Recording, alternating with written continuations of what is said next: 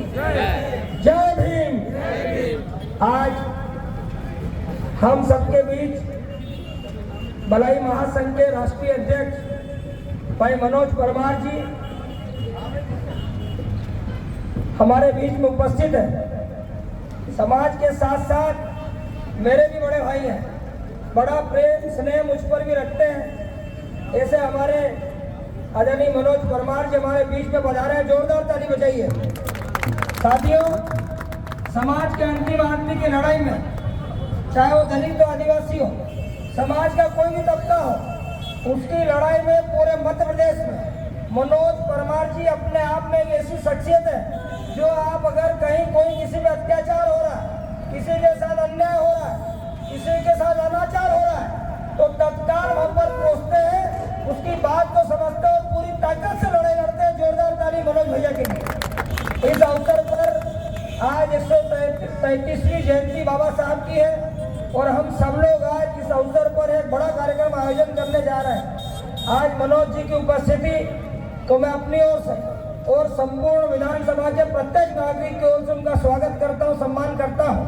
और बड़वा शहर, सनावत शहर और बड़वा शहर, बेड़िया शहर, सभी पूरी संपूर्ण विधानसभा के नागरिकों की ओर से उनका स्वागत, सम्मान और मां नर्मदा से भी कामना करता हूं कि जीवन पर्यंत आप गरीबों के हित की लड़ाई लड़ते रहे, दलितों के हित की लड़ाई लड़े, आदिवासियों के हित की लड़ाई लड़े, समाज के उस तबके की लड़ाई लड़े जिसके लिए कोई नहीं खड़ा है, उसके लिए आप खड़े होते हो। आपका बहुत मान सम्मान करता हूँ और आप इस अवसर पर क्षमा प्रार्थी भी हूँ क्योंकि सीएम साहब खंडवा आ रहे हैं और मेरा वहाँ जाना बहुत अति आवश्यक है क्योंकि नामांकन में मेरा नाम भी है, मुझे अंदर खड़ा होना पड़ेगा।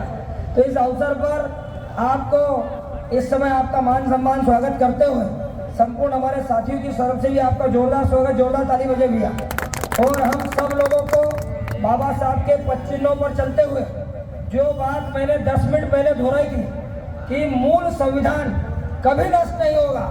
ये देश जब तक है, जब तक बाबा साहब का संविधान चलेगा, जोरदार और संविधान में समय समय पर संशोधन की जरूरत होती है। समय समय पर संविधान में एक ऐसे आवश्यक कार्य को लेकर कोई महत्वपूर्ण निर्णय होते हैं, चाहे वो विधानसभा में हो, चाहे लोकसभा में हो, चाहे राज्यसभा में हो, उनको मूल रूप देने के लिए, उनको देश में कानून का रूप देने के लिए संविधान में रखना पड़ता है। तो साथियों, ये इसलिए बहुत सरल भाषा में समझा रहा हूँ कि जिस तरह से हमारे गरीब तबके को, चाहे वो हमारा कोई अशिक्षित भाई हो, चाहे गरीब परिवार हो, जो देश के विषय, देश के चिंतन पे इतनी गहराई से नहीं समझ पाते क्योंकि उनके घर परिवार कितने काम होते हैं कि वो उस और उनका ध्यान नहीं जाता, उनको लोग भ्रमित कर रहे हैं। हम सब एकजुट होकर इस समय देश को दिशा और दशा देने का निर्णय होना है। तो आप सब लोग पुनः मतदान करें और देश हित में करें।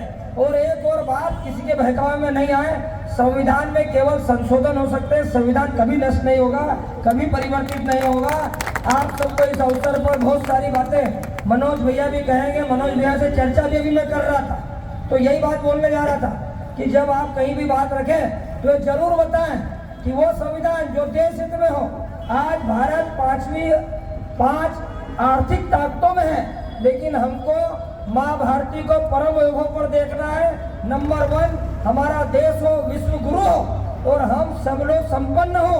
अगर देश संपन्न होगा तो हमारा आम नागरिक भी संपन्न होगा, गरीब लोग संपन्न होंगे, आर्थिक रूप से मजबूत होंगे, अपने परिवारों का पालन पोषण कर सकेंगे, रोजगार के अवसर पैदा होंगे। ये कब होंगे? जब हमारी जीडीपी बढ़ेगी, जब हम आर्थिक रूप से मजबूत होंगे तो हमारे परिवार भी संपन्न होंगे। उस दिशा में देश जा रहा है। हम सबको इस वक्त एकजुट होने की जरूरत है, एक मत होने की जरूरत है और सभी लोग आपस में प्रेम भाईचारा रखेंगे। इस भाव को पूरे प्रदेश के अंदर, अगर किसी ने राष्ट्र के अंदर किसी ने जागृत किया है तो भाई मनोज परमार जी ने किया। जोरदार ताली बजाइए। मैं पिछले समय टीवी देख रहा था तो देश के चिंतन करने वाले लोग, देश को सही दिशा देने वाले लोगों की एक कमेटी थी, क्या नाम था वैसा उसका, जिसमें आप सम्मानित हुए थे,